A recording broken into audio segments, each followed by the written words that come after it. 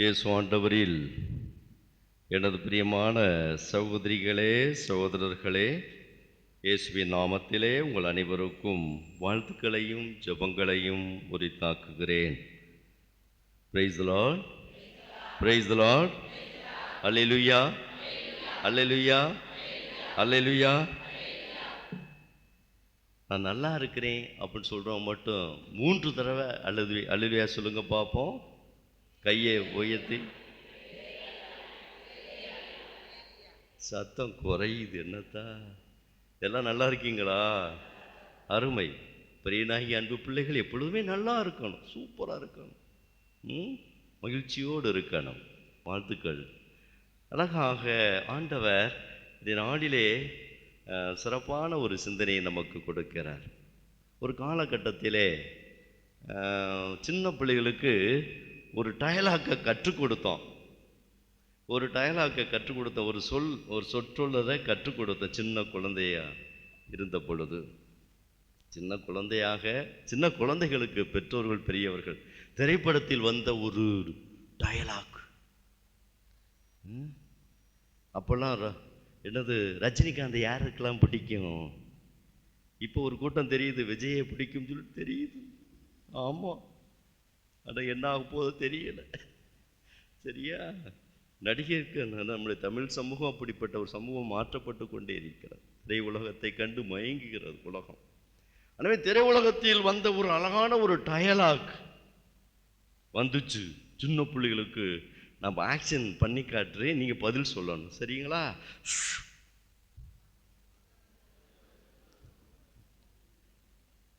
இன்னும் ஒன்று, 2 டயலாக் பெரிய ஃபேமஸாக இருந்துச்சு. வடிவேல் ஜோக்கு தான் நிறையா போகும் இப்போதைக்கு. இப்போ வடிவேலே அவன் இது பண்ணிட்டாங்க. ஆனால் ரஜினிகாந்துடைய டயலாக், இன்னொரு டயலாக்,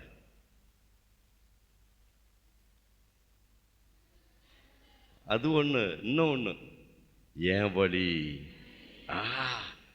எப்படி இதா? ஓ, தப்பா செஞ்சு விட்டானா?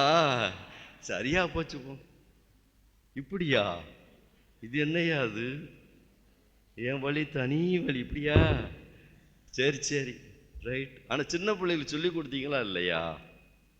தெரியல. ஒரு சில நேரத்தில் நான் பார்த்துருக்கிறேன். டை வாடா, ஒரு டயலாக் சொல்கிறா அப்படின்னு சொன்னால் அவங்க அம்மா கூட்டிகிட்டு வந்து சொல்லும் பொழுது, என் வழி தனி வழி அப்படின்னு சொல்லும் பிள்ளைங்க. சும்மா ஆக்ஷன், சரிங்களா? கிறிஸ்தவளுக்கு ஒரு பாதை உண்டு. அது எந்த பாதை? எந்த பாதை? எந்த பாதை? இன்னும் தெளிவா சொல்லிட்டா, இன்னும் தெளிவா சொன்னா என்ன பாதை? இயேசுவின் பாதை. இயேசுவின் பாதை. இயேசுவின் பாதை அழகான பாதை. அப்படியா? அழகான பாதை. அப்படியா? கல்லு முள்ளும் காலுக்கு மெத்தைன்னு ஒரு பாட்டுலாம் பாடுவாங்க, சரிங்களா? கல்லு முள்ளும் காலுக்கு மெத்தை அப்படின்னு சொல்லிட்டு நம்ம பாதை இயேசுவின் பாதை. அந்த பாதையை கற்றுக் கொடுக்கிறது எதன் வழியாக நம்ம கற்றுக்கொள்கிறோம்? இயேசுவின் பாதையை அழகான இறைவார்த்தையின்படி வாழக்கூடிய வாழ்க்கை முறை. இறைவார்த்தையின்படி வாழக்கூடிய வாழ்க்கை முறை. இப்படி சவரியா நல்ல ஒரு அழகான ஒரு கோட்டைக்குள் அரச மாளிகையில் அப்படி திகழ்ந்தார், வாழ்ந்தார், நல்ல சொகுசாக இருந்தார். ஆனால் என்றைக்கு இறைவார்த்தையை உள்வாங்கி கொண்டாரோ, அவர் அகலமான பாதையை தேர்ந்தெடுக்காம ஒரு சிறிய குறுகிய பாதையிலேயே, இயேசுவின் பாதையிலேயே அவர் பயணித்தார். இன்னைக்கு மிகப்பெரிய ஒரு சான்று பகரக்கூடிய இவ்வளோ பெரிய சமூகத்தை இன்னைக்கு தமிழ் சமூகம் இன்னைக்கு போற்றப்படக்கூடிய ஒரு மிகப்பெரிய ஒரு புனிதராக திகழ்கிறார் என்று சொன்னால், அதுவும் அந்த காலகட்டத்திலே இந்த இடத்தில் யார் மிஷினரிகள் பணியாற்றினார்கள்? தொடக்கம் சேசுவை மிஷினரிகளுக்கு முன்னாடி யார் பணியாற்றினார்கள்? யார் பணியாற்றினார்கள்? கோவன் மிஷினரிஸ் அப்படின்னு சொல்லப்படும். தெரியும், வரலாறு தெரியும். கோவன் மிஷினரிஸ் சேசுவை குருக்கள் பணியாற்றுவதற்கு முன்பாக அந்த காலகட்டத்தில் கோவன் மிஷினரிஸ் வந்து இந்த தளத்திலே பணியாற்றி கொண்டிருந்தார்கள். அது பிறகுதான் சேசுவையானது இந்த மிஷனை எடுத்துக்கொண்டு பயணித்தது. இதுதான் வரலாறு. அப்போ அந்த எங்கோ பிறந்தவர்கள், எங்கோ வாழ்ந்தவர்கள் இந்த இடத்துல வந்து எவ்வளோ கஷ்டம், எவ்வளவு கஷ்டம். அவர் என்றைக்கு இறைவார்த்தையை பிடித்து கொண்டாரோ, சபரியா தன் கரத்தில் எதை ஏந்தினார் தெரியுமா? என்னது? இறைவார்த்தையை தனதாக்கி கொண்டார். ஒருவன் உலகமெல்லாம் தனதாக்கி கொண்டாலும் தன் ஆன்மாவை இழப்பாரெனில், தன் வாழ்வை இழப்பாரெனில், அழகா புதிய அப்படி சொல், தன் வாழ்வை இழப்பாரெனில் அதனால் கிடைக்கும் பயன் என்ன? அப்போ வாழ்வு எங்கிருந்து வருகிறது? இறைவார்த்தையின்படி வாழ்கின்ற வாழ்க்கை தான் வாழ்க்கை. அதான் வாழ்க்கை, அதான் வாழ்வு. அப்போ சவரியா தன் கரத்தில் எதை பிடித்து கொண்டார்? ஒரு பக்கம் விவிலியம், இன்னொரு பக்கம் என்னது? சிலுவை, திருச்சிலுவை. அழகாக சவரியார் நண்டு அப்படின்னு சொல்லுவாங்க, சிலுவை நண்டுன்னு சொல்லுவாங்க, சிலுவை நண்டுன்னு சொல்லுவாங்க. கடலிலே பயணம் செய்து கொண்டிருந்த பொழுது சிலுவை தவறி விழுந்து விட்டது. இவர் பதறி போகிறார். ஐயோ, நான் கரத்தில் ஏந்தி இருந்த அந்த சிலுவை விழுந்து விட்டதே, நான் என்ன செய்வேன் என்று சொல்லி அங்கலாய்க்கிறார். கரையில் போய் இறங்குகிறார். அப்பொழுது ஒரு நண்டு என்ன செய்கிறது? அந்த சிலுவையை சுமந்து கொண்டு கொடுப்பதை பார்க்கிறோம். உடனே சவரியார் என்ன செய்கிறார்? சிலுவை அடையாளம் அந்த நண்டின் மீது வரைகிறார். அதன் மீது சிலுவை அடையாளம் வரையப்படுகிறது. அன்பிற்கினியவர்களே, இன்றும் அந்த சிலுவை நண்டுகள் தன் வாரிசுகளை உருவாக்கி கொண்டே இருக்கிறது. ஒரு சாதாரண ஒரு நண்டு கூட சிலுவையை சுமந்து செல்கிறது. சாதாரண ஒரு உயிரினம் கூட சிலுவையை சுமந்து கொண்டு இயேசுதான் எனக்கு எல்லாம், இயேசுதான் எனது பாதை என்று சொல்லக்கூடிய அழகான ஒரு வாழ்க்கை முறை தத்துவத்தை நம்ம கற்றுக் கொடுக்கிறோம். எனவே அன்பிற்கினிய மக்களே, இடுக்கமான வாயில் வழியாக நுழையுங்கள் அப்படின்னு சொல்லிட்டு அழகாக ஆண்டவர் நாளிலே நம்ம கற்றுக் கொடுக்க விரும்புகிறார். பார்த்தீங்கன்னா இயேசுடைய காலகட்டத்தில் பயணித்து கொண்டே பாருங்க, இயேசு கற்பித்து கொண்டே எருசலேமுக்கு போனார் என்று விவிலியம் சொல்லுகிறது. நாளில் வாசிக்கப்பட்ட வார்த்தை அதுதான். இயேசு கற்பித்து கொண்டே அவர் எருசலேமுக்கு சென்றால், செல்லும் வழியில் ஒருவன் கேட்கிறான். என்ன கேட்கிறான்? மீட்பு பெறுவோர் சிலர் மட்டும்தானா அப்படின்னு சொல்லிட்டு கேட்கும் பொழுது என்ன சிந்தனையோடு கேட்கிறான் என்று சொன்னால், சரிங்களா, என்ன சிந்தனை கேட்கிறான்னு சொன்னால், அந்த காலகட்டத்திலே மீட்படைந்த மக்கள் யார் என்ற உணர்வு யார்கிட்ட இருந்துச்சு? இஸ்ராயேல் யூத மக்களிடத்திலே, அதுவும் யாரு மீட்படைந்த மக்களாக கருதப்பட்டார்கள்? இஸ்ராயேல் மக்கள், அந்த யூத மக்கள். அதிலும் குறிப்பாக சட்ட வல்லுநர்கள், பரிசேயர்கள், சட்டம் கற்று அப்படியே பின்பற்றியவர்கள், அவர்கள்தான் மீட்படைந்த மக்கள் என்று சொல்லி அந்த ஒரு எண்ணம் ஆழமாக வேரூண்டி இருந்தது. இன்றும் நம்முடைய சமூகத்தில் என்ன இருக்கிறது? தாங்கதாயா எங்க என்னது? நம்முடைய சமூகம் எந்த அமைப்பினால் கட்டமைக்கப்பட்டிருக்கிறது? தமிழ் சமுதாயம் அப்படி அல்ல. தொடக்க வரலாறு அப்படி அல்ல. ஆனால் இடையிலே புகுந்த ஒரு தீண்டாமை என்ற உணர்வு என்னது? தலையில யாரு? நாங்க பிறந்தோம்டா அப்படின்னு சொல்றது கூட்டம் இருக்குல்ல, இன்னும் இருக்க. நீங்க நம்மளாம் எங்கே பிறந்தோம்? அழகாக அன்பிற்கினியவர்கள், அப்படிப்பட்ட உணர்வு யூத பாரம்பரியத்தில் இருந்தது. நாங்கள் தான் உயர்ந்தவர்கள், மற்றவர்கள் எல்லாம் கீழ்த்தரமானவர்கள், கடவுளால் புறக்கணிக்கப்பட்ட மக்கள் கூட்டம். அன்பிற்கினியவர் அந்த உணர்வு இருந்தது. ஆண்டவர் அதைத்தான் உடைத்து கொண்டு வந்தார். ஆனால் தான் இன்னைக்கு முதல் மாசத்துல பார்க்கிறோம், இந்த மக்கள் பல இடங்களிலிருந்து தன் திருமலைக்கு, பல நாடுகளிலிருந்து பல மக்களை, பல இனத்தாரை தன் திருமலைக்கு அழைத்து வருவார்கள் என்று சொல்லப்படுகிறது. அன்பிற்கினியவர்களே, அழகாக நாம் எப்பொழுதுமே புனித பவுல் அடிகளாருக்கு நாம் நன்றி கடன் பட்டவர்களாக இருக்க வேண்டும். ஏன் சொன்னால் அவர்தான் இந்த ஆண்டுடைய செய்தியை, இறைவார்த்தையை, இந்த இறையாட்சியின் மதிப்பீடுகளை மற்ற மக்களுக்கு, பிற இன மக்களுக்கு எடுத்து செல்ல வேண்டும் என்ற கருத்திலே அவர் வேரூன்றி நின்றார். அவர் மிகப்பெரிய ஒரு என்னது சுயநலவாதியாக இருந்தவர், சுயநலவாதியாக இருந்தவர். ஆனால் என்றைக்கு அவர் இறைவனால் ஆட்கொள்ளப்பட்டாரோ அந்த செய்தியை, இந்த இறைவனுடைய ஆட்சியினை, இறை ஆட்சியின் மதிப்பீடுகளை, நல் மதிப்பீடுகளை மற்ற மக்களுக்கும் எடுத்து செல்ல வேண்டும், மற்ற மக்களும் இயேசுவின் அன்பால் ஈர்க்கப்பட வேண்டும் என்று சொல்லி சித்தாந்தத்தை கொண்டு வந்தவர் அவர்தான். இன்னைக்கு அவர் இல்லை என்று சொன்னால் நம்ம எல்லாம் கிறிஸ்தவர்களாயிருப்போம் என்று சொன்னால் முடியாது. மற்ற எண்ணற்ற இடங்களிலிருந்து ஒரு மிஷினரிகள் உருவாகி இருப்பார்கள் சொன்னால் முடியாது. குறுகிய வட்டத்துக்குள்ளே அது முடித்து போய் இருந்திருக்கும்.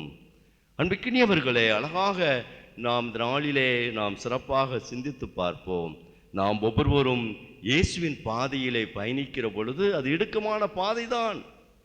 அந்த இடுக்கமான பாதைதான், இடுக்கமான பாதை என்று சொல்கிற இயேசுவினுடைய மதிப்பீடுகளை நாம் சுமந்து பயணிக்கிற பொழுது பல நேரங்களில் நமக்கு கஷ்டங்கள் வரும், துன்பங்கள் வரும், துயரங்கள் வரும், ஏமாற்றங்கள் வரும், ஏளன பேச்சுகள் வரும். புதுசா வந்துட்டானா பெரிய யோக்கிய பெரிய இதை சொல்றான் அப்படி சொல்லக்கூடிய ஒரு நிலை வரும். ஆனால் நான் இயேசுவை சுமந்து செல்கிறேன் என்ற உணர்வு, இயேசுடைய பாதையில் நான் பயணிக்கிறேன் என்ற உணர்வு என்னாலும் அதனுடைய பரிசு என்ன இருக்கு சொல்லுங்க பாப்போம். நான் இயேசுவின் பாதையிலே பயணிக்கிற பொழுது, இயேசு காட்டும் பாதையிலே நான் பயணிக்கிற பொழுது கடவுள் தருகின்ற பரிசு என்ன? என்ன பரிசு? என்ன பரிசு? அவருடைய மாட்சிமையை நம்முடைய வாழ்க்கையில் நம்ம காண முடியும். Price the Lord, praise the Lord, praise the Lord. கடவுளுடைய மாட்சிமையை, கடவுளுடைய வழிகாட்டுதலை நம்முடைய வாழ்க்கையில் காண முடியுங்க. இறைவன் என்னை வழிநடத்துவதை அந்த நேரத்தில் ஒரு சில கஷ்டங்கள் வரலாம், ஒரு சடைகள் வரலாம், ஒரு ஏமாற்றங்கள் வரலாம், நினைச்சது ஒன்றா இருக்கும், நடக்குது ஒன்றாக இருக்கலாம். ஆனால் அதை கடந்து போகும் பொழுது இறைவனுடைய ஒளியில், இறைவனுடைய பாதையில், இறைவனுடைய அருளில் நாம் அதை கடந்து சந்தித்து இறைவனுடைய குரலுக்கு நாம் செவிசாய்த்து அவர் காட்டும் பாதையில் நாம் பயணிப்போம் என்று சொன்னால் மிகப்பெரிய ஒரு ஆசீர்வாதமிக்க ஒரு வாழ்வினை, மிகப்பெரிய ஒரு ஆசீர்வாதமிக்க ஒரு பரிசினை வைத்திருப்பதை நம்முடைய வாழ்க்கையில் நம்ம காண முடியும். எனவே இந்த நாளிலே நாம் இதைத்தான் நாம் சிந்தித்து பார்ப்போம். அழகாக நாம் இந்த நாளிலே ஆண்டவருடைய இறைவார்த்தை சிந்தித்து கொண்டிருக்கிறோம். இயேசு ஆண்டவர் இன்னைக்கு யோவான் நற்செய்தியிலே 14:6 அழகான வார்த்தை சொல்லப்படுகிறது. என்ன வார்த்தை? வழியும் உண்மையும் வாழ்வும் நானே என்று சொல்லுகிறார்.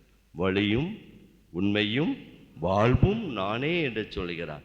இதனுடைய அழகான பண்பு என்னன்னா, தன் பாதையிலே தன் ஆடுகளை வழிநடத்துவது. தன் ஆடுகளை தன் பாதையில் வழிநடத்தி அழகான மீட்படைந்த மக்களாக, அழகான கடவுளுடைய மாட்சிமை காணக்கூடிய மக்களாக, அழகாக கடவுளுக்கு அறிமுகமான மக்களாக வாழ வேண்டும் என்பதுதான் ஆண்டுடைய திட்டம், ஆண்டுடைய விருப்பம் அதுதான். நம்முடைய பெரிய நாயினுடைய விருப்பம் அதுதான். ஆண்டுடைய விருப்பத்தை நம்முடைய வாழ்க்கையில நிறைவேற்றுவதுதான் கடவுள் காட்டும் பாதையினுடைய சிறப்பான அம்சமாக விளங்குகிறது என்பதை நம்முடைய வாழ்வில் நாம் கண்டுணர்ந்து நாம் ஆண்டவருக்கு நாம் நன்றி செலுத்துவோம். எனவே அன்பிற்கினியவர்களே, இந்த ஆண்டுடைய பாதையிலே பல்வேறு தியாகங்கள், பல்வேறு அழகான மதிப்பீடுகளை சுமந்து நாம் செல்லணும். யாரெல்லாம் மன்னிக்காம ரொம்ப நாள் கிடக்கிறோமோ கஷ்டமாக தான் இருக்கும். அதான் இடுக்கமான பாதை. மனசில் ஒரு சில நேரத்தில் நம்ம செய்ய முடியாதுன்னு நினைக்கிறோமோ அது செய்கிறது தான் கஷ்டமாக இருக்கும். மனதில் கஷ்டமாக இருக்கும். நமக்கு துரோகம் செய்தவர்களை நான் மன்னிப்பதா? எனக்கு கேடு விளைவித்தவர்களை நான் மன்னிப்பதா? எனக்கு என் வாழ்வை சீரழித்தவர்களை நான் மன்னிப்பதா?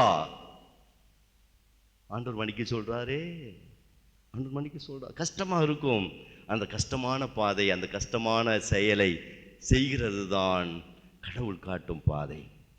அந்த பாதையில் நாம் செய்து விட்டோம் என்று சொன்னார் கடவுள் அதனை அடுத்து மிகப்பெரிய ஒரு பேரருளை, மிகப்பெரிய ஒரு மாட்சிமையை, மிகப்பெரிய ஆசீர்வாதத்தை அவர் நமக்கு பரிசாக கொடுப்பதை நம்முடைய வாழ்க்கையில் நம்ம காண முடியும். அன்பிற்கினிய மக்களே, இதான் இடுக்கமான பாதை. நம்ம கஷ்டமாக எது நினைக்கிறோமோ, நாம் கஷ்டமாக எதை உணர்கிறோமோ அதை நாம் செய்வது, அது கடவுளுடைய விருப்பத்தில், கடவுளுடைய அந்த விருப்பத்தில் நாம் செய்து நாம் அதிலே கடைபிடித்து பயணிப்பது. பல நேரத்தில் பல சொல்லலாம், என்ன இப்படி ஏமாளியா இருக்கிற, இப்படி இருக்கிற அப்படி சொல்லலாம்.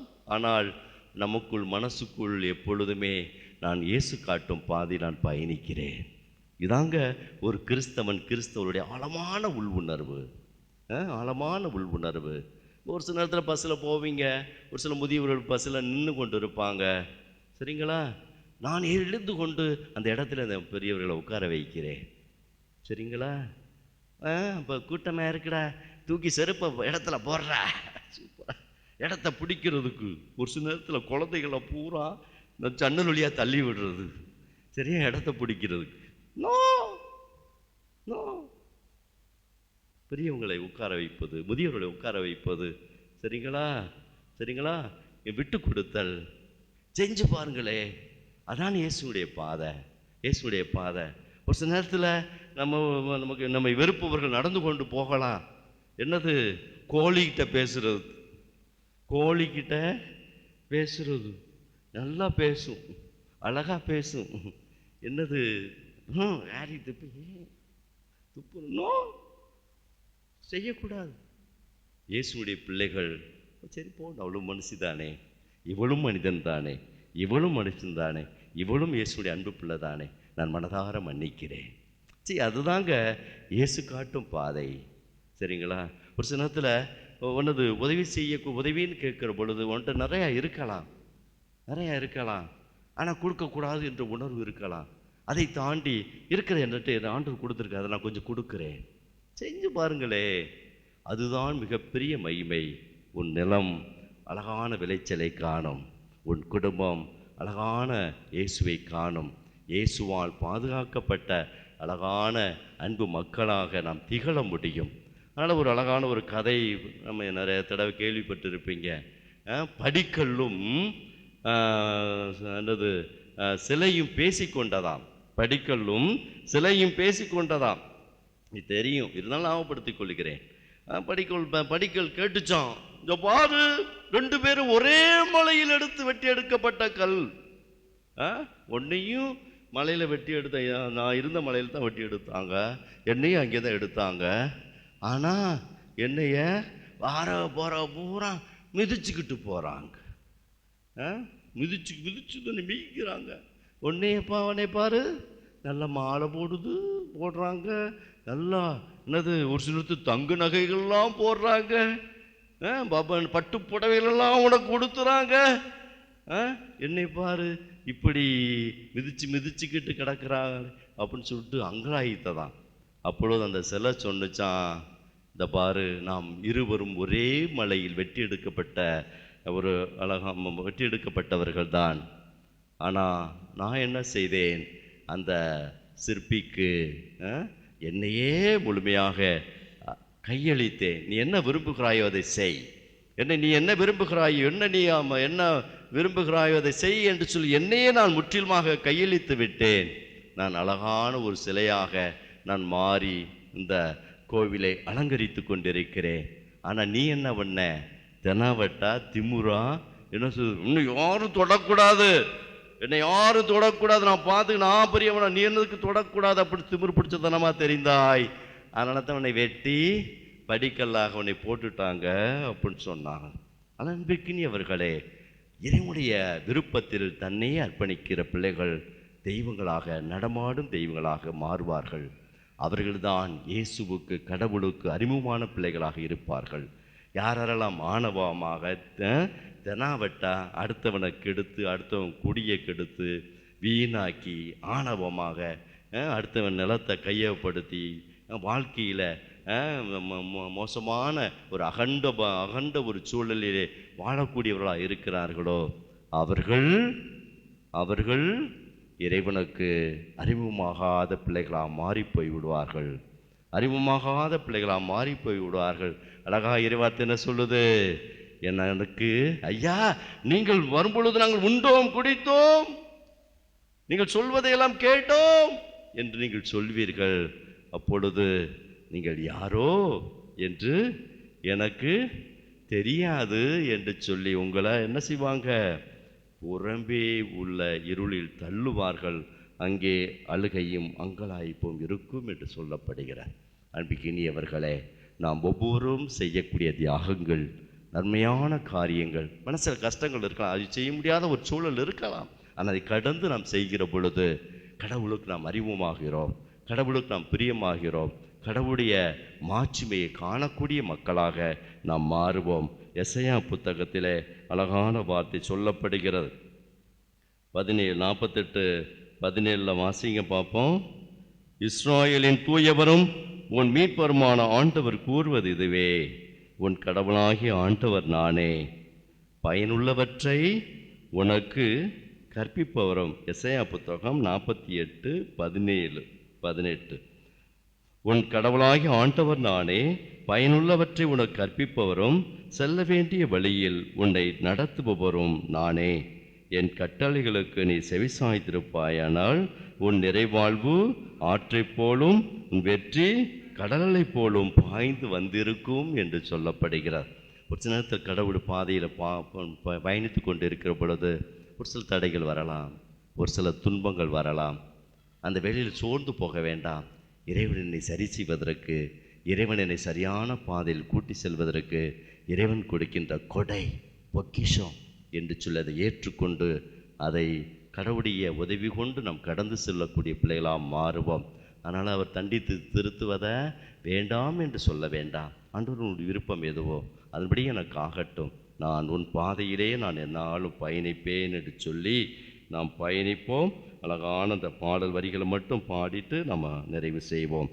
இயேசுவின் பின்னால் நானும் செல்வேன், திரும்பி பார்க்க மாட்டேன், திரும்பி பார்க்க மாட்டேன். பாடுவோம். இயேசுவின் பின்னால் நானும் செல்வேன், திரும்பி பார்க்க மாட்டேன், திரும்பி பார்க்க மாட்டேன். ஆமென். அனைவரும் எழுந்து நின்று